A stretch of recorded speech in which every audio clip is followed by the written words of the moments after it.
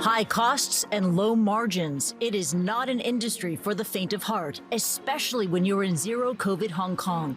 Since the start of the pandemic, the city has been largely cut off from mainland China and the world, with few flights and strict quarantines for arrivals. Undeterred, a new Hong Kong-based carrier is soon taking to the skies. You're launching a brand new airline in the middle of a pandemic and from zero-COVID Hong Kong, no less. Do you like a challenge? Launching an airline at any time is a challenge, but launching an airline under the COVID situation is more challenging because there are many uncertainties ahead. But I love challenges. Greater Bay Airlines says it will make its first passenger flight in July and eventually plans to fly to over 40 destinations in the region, like travel hotspots in Southeast Asia and mainland China, including the cities in its name. The Greater Bay Area, covering Hong Kong, Macau, and 9 cities across Guangdong province, was home to more than 86 million people in 2020.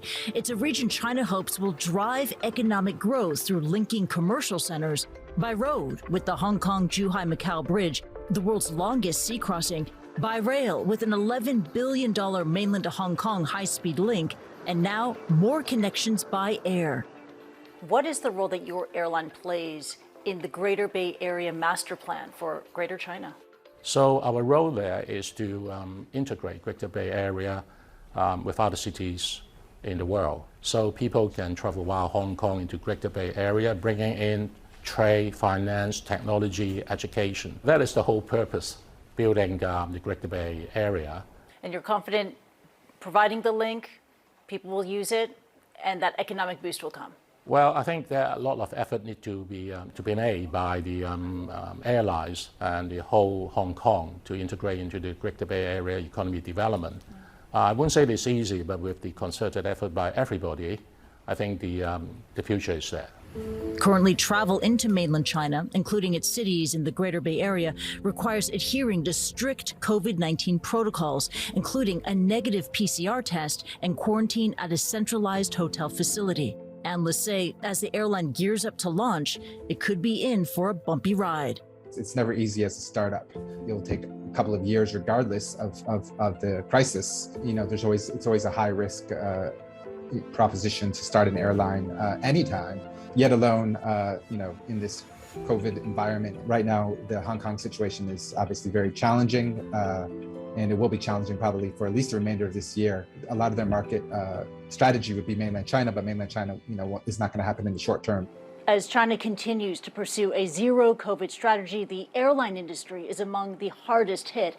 According to the International Air Transport Association, air travel in Asia is only at 17% of pre-pandemic levels, compared to around 60% elsewhere. And yet Yau is confident this airline has the backing of founder Bill Wong, a property tycoon who was a member of China's key political advisory body. Greater Bay is making its debut as flagship rival Cathay Pacific is burdened by heavy pandemic headwinds. We are small, but we are more agile and flexible and accommodating, so we can make changes. Do you think the COVID-19 pandemic has leveled the playing field for you? Well, the COVID-19 is affecting the whole industry, Hong Kong and around the world.